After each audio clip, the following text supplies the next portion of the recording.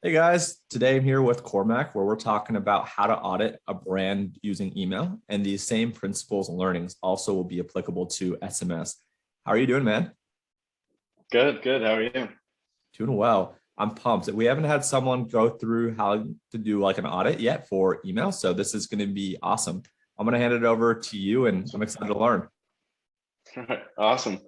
Yeah, so the first place I wanted to start in is basically like why you should audit an account. And so basically they're really important because you get the opportunity to break down your performance and kind of take a look at the entire customer journey from a very high level, as well as kind of a very analytical place. And we do this on a quarterly basis for our clients. I think it's really important to do it on a consistent basis. Things eventually will slip through the cracks. And so taking a step back and being able to look at it and plan your next steps are super important. And this is especially important as we approach the holidays and we head into Q4 with all the sales and customer acquisition that's going to be going on as ad spend increases. And so, yeah, the first place that we start when we think about looking at an account and the health of an account is list growth. Arguably, it's the most important part of an account audit is making sure that you are acquiring customers through either, the most common is pop-ups or forms such as that. And so really like your flows and your campaigns are only as valuable as the amount of people that they're being sent to. And so making sure that you have list growth strategy in place and that it's effective and that you're monitoring it and making sure that you are driving at least 7 to 10% conversion rates on the forms is super important.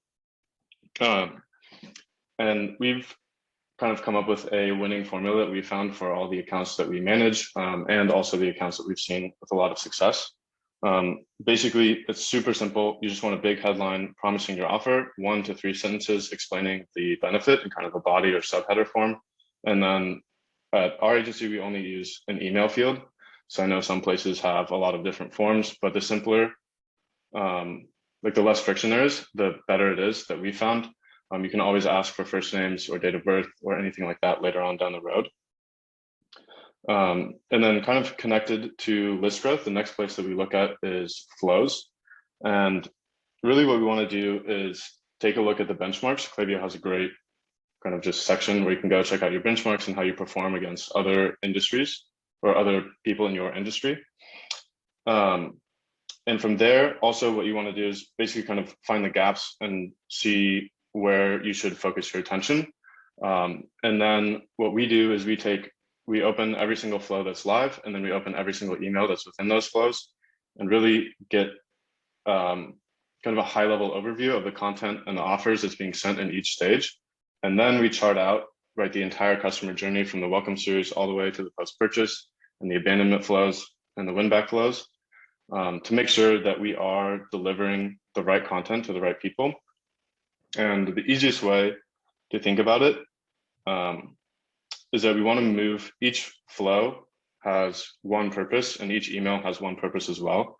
And so we want to move people obviously in the welcome series to become a first-time purchaser.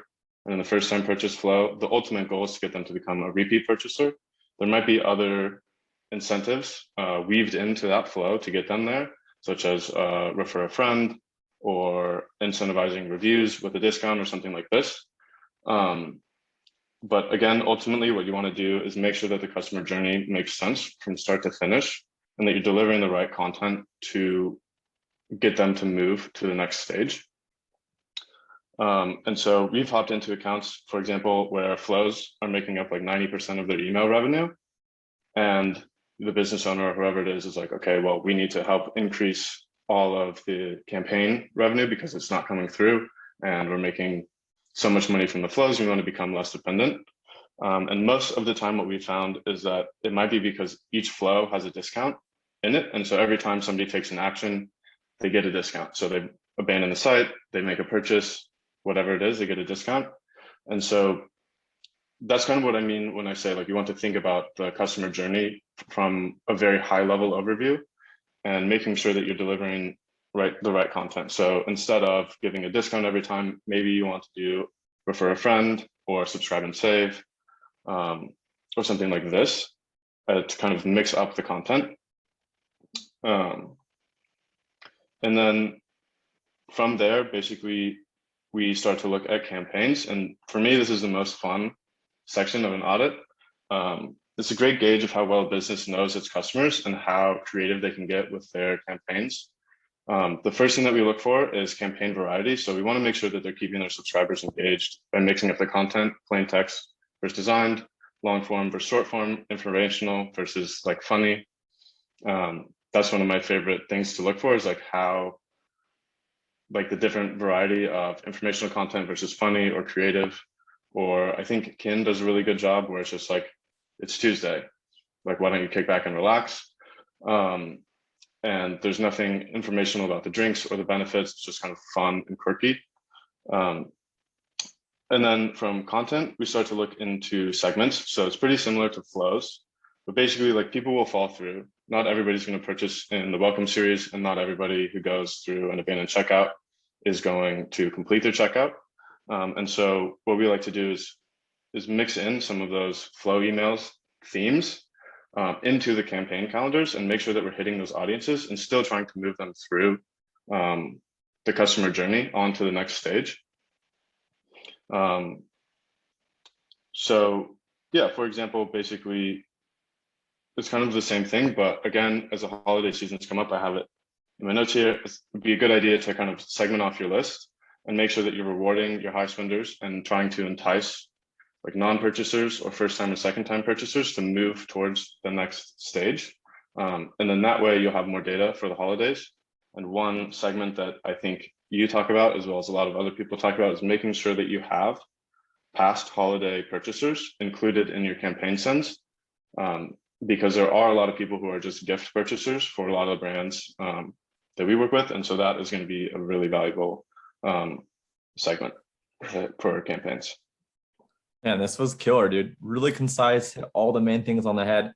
Thank you so much for the wisdom and being here. For someone that wants to learn more about you, ask you any questions, work with you, whatever it might be, what's the best way or ways for people to get in touch? Yeah, so the best way is going to be to reach out on Twitter. That's at Cormac, so at CHORMAIC. Shoot me a tweet or a DM, and we can connect for sure. Sweet, man. I'll drop your handles below. Thank you so much for the time and the insight. I appreciate you. Yeah, absolutely. Thank you so much. All right, man. Cheers.